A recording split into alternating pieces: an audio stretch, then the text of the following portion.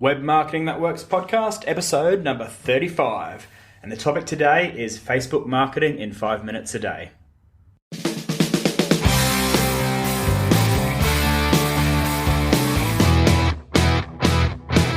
Welcome to the Web Marketing That Works podcast. Come behind the scenes of real-life marketing experiments and listen in as amazing guests confess the truth about what really works. Now, here are your hosts, Adam Franklin and Toby Jenkins. Hey, it's Adam Franklin from the Web Marketing That Works podcast.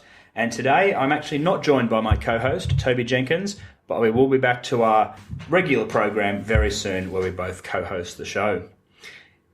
This is the show for people who love marketing on the web. You'll be taken behind the scenes of real-life marketing experiments.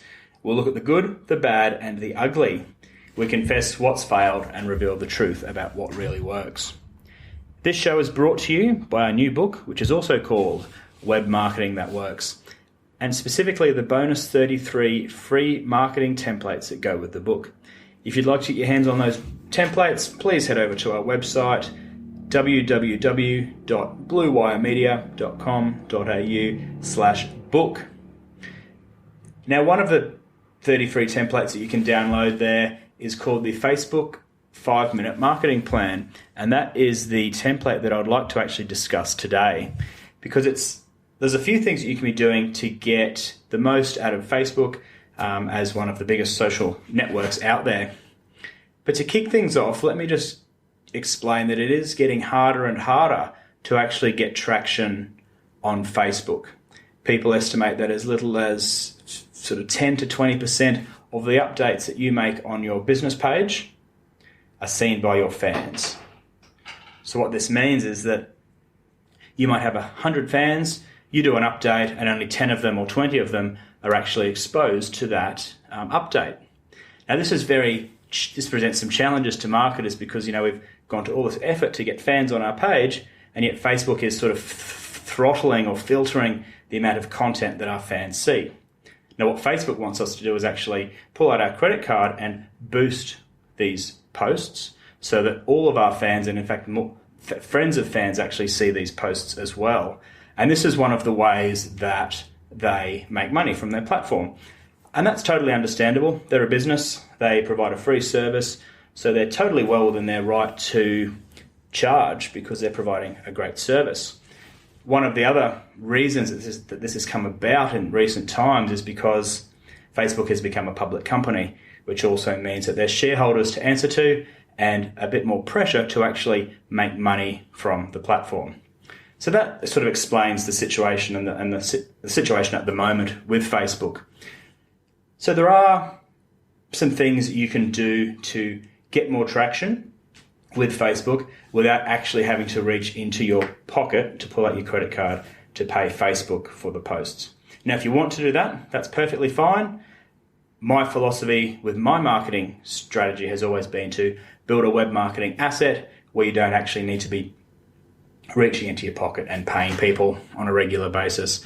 I've always preferred to build something that I own and that compounds in value over time, a lot like a blog where you publish something today, it's there tomorrow, it's there next week, etc., etc. And you see how a Facebook ad is in contrast to that. You pay for an ad, somebody clicks it or somebody sees it, and then you've got to pay Facebook again to get that same result, and again to keep getting people to see your content, which is the reason why I've chosen so far not to go down the Facebook ads path. All right then, so this strategy is all about what you can do without having to pay money. So let me start by saying, if you publish content on Facebook, it's really good because, yes, there's over 1 billion users of the platform. So it's a huge marketplace. It's a big pond to be fishing in, so to speak. But one of the other challenges of it is that you don't actually own the asset. Like, you're at the mercy of Facebook. It can change its rules. It might disappear. Unlikely, but it's potential that it could disappear or it could change its rules on you. You don't actually technically or theoretically own the content or the platform or your community on there. So it's a really good platform to complement what you do as your home base And what I call your home base is more like your blog, your website, and your email subscriber list, because you own that. It's hosted, you own the contacts, and you can communicate with them whenever you feel like, and you don't actually have to pay a social network for the privilege of communicating with your own fans. So, secondly, you don't own it. You want to actually be nurturing people from a Facebook relationship, ideally over into your home base, which is where you own the relationship. So driving people across to your blog, to your premium content, and ideally onto your email subscriber list, so that way you can communicate with them and, as I said, not be at the mercy of Facebook. All right, so really it comes down to Facebook has so much content, it's like a waterfall of content going through that news feed on anybody's individual iPhone or their laptop feed. There's just tons and tons of updates from everybody in their social network, including the updates coming from your specific business page, which means that Facebook can't possibly show all the content to every single user because the information will just be so vast and so fast that it would just stream down the page and people would miss it. Plus, there's a lot of stuff that Facebook has worked out that people probably don't really need to see. Say it's a friend from 15 years ago and something you're not very close with them, something that they did. Facebook has this algorithm that actually works out your closer friends and the content that you've clicked on and interacted with in the past, so that it can deliver you a more personalized and customized experience. So with that in mind, it's important to strive to have your fans actually interacting with your content on a more regular basis. That way it's sending Facebook the signals that your content is interesting and they like it, and therefore, hopefully, Facebook will show more of it to your fans. So what that comes down to is basically having regular activity on your Facebook page, and more importantly, that activity has to be interactive and people have to like it. And not literally like it, as in click the like button, but also commenting on it and sharing it with their own friends.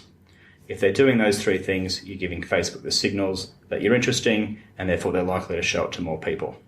You're not going to get up to 100% of people seeing your content if you follow this process, but it's a hell of a lot better than getting, say, 5 or 10%. You might, if you're lucky, get 20% of people seeing your updates. So if you're a beginner, the first thing I recommend doing is to simply respond to your messages and notifications each day. You can do this in a couple of minutes. And secondly, I recommend posting some content to your page. Now, it could be as simple as just taking a photograph of the office or your shop or your cafe and posting that up to Facebook, or it could be asking a question as a status update, or it could be, for example, sharing a blog post or an interesting article that you've come across.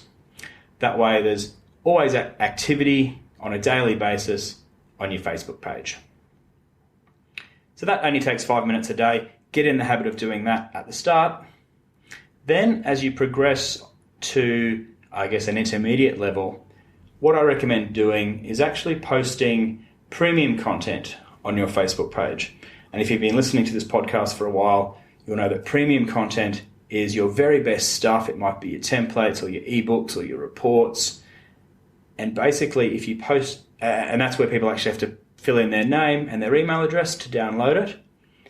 And so if you're posting this stuff to Facebook, people will click on it and be guided to your website, most likely to a landing page where they can enter their name and their email address, and in exchange, they will actually get access to your premium content.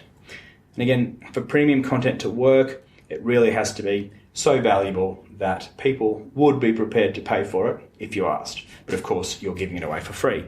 Well, in exchange for an email address and a name, much like when you meet someone at a business event, if you feel like there's enough reason to connect with each other and stay in touch, you swap your name and your email address. This is exactly the same in an online sense. So that way, the additional benefit is that these Facebook fans are actually becoming an email subscriber. So they're going from Facebook to your website, and ideally to to an email subscriber. That way, then you own the relationship, and it's a lot stronger, and you're not at the will and whimsy of Facebook, who may change the rules at any point in time.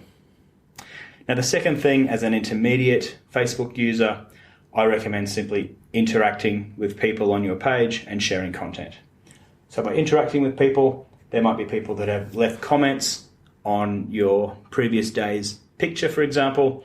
If they've left a comment, it's always nice to get in and have a chat with them and say thank you, or ask them a question, or whatever's appropriate in that setting. And also, again, share content. It doesn't have to be your own content. It might be people who are in your community, who are influencers in your community, potentially customers, suppliers, but people within your community. It's always nice to be showing the love and sharing their stuff, and not always just pushing your own content. And again, 2 minutes to post some premium content, 3 minutes to interact and share content. So that takes you to 5 minutes a day as an intermediate user. It's really simple stuff. It's just a matter of getting into the habit of doing it on a daily basis. And finally, when you're an advanced Facebook user, then what I recommend doing is checking your Facebook Insights, which is the analytics on Facebook. It will tell you what your most popular content is, and it will tell you where all your visitors and viewers and whatnot are from. But the important thing to look at is what content has been most popular, because that will tell you what content you need to be creating more of.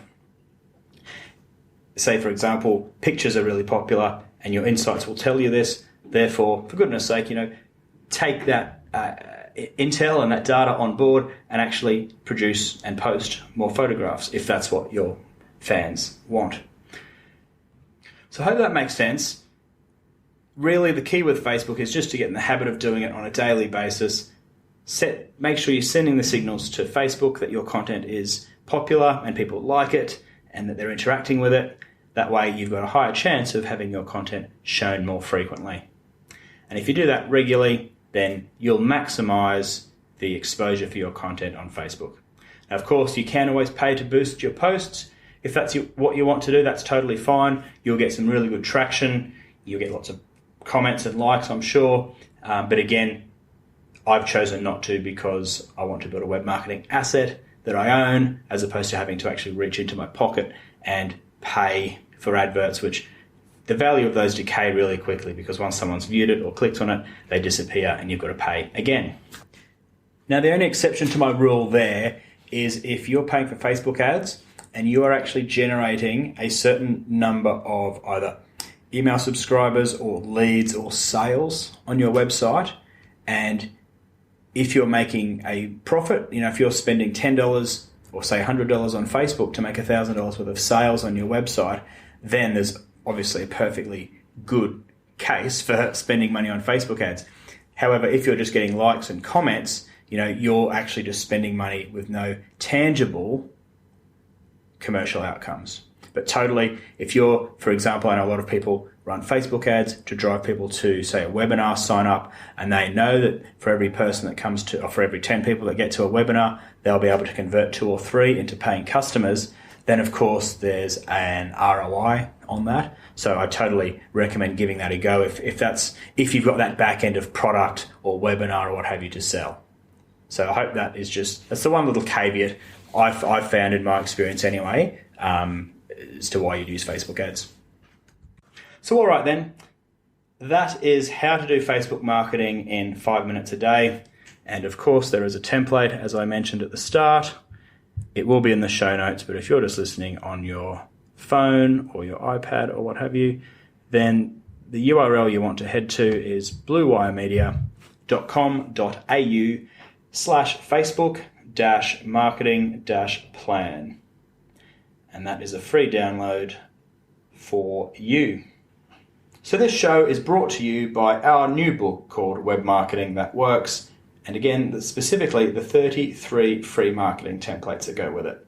So to get your hands on those, jump on over to bluewiremedia.com.au/book. Our intent is to deliver actionable advice, so your feedback and questions are always welcome. please let us know via email or Twitter. If you want me on email, it's adam.franklin@bluewiremedia.com.au or @franklin_adam on Twitter. Thanks very much for listening in, and I'll see you next time.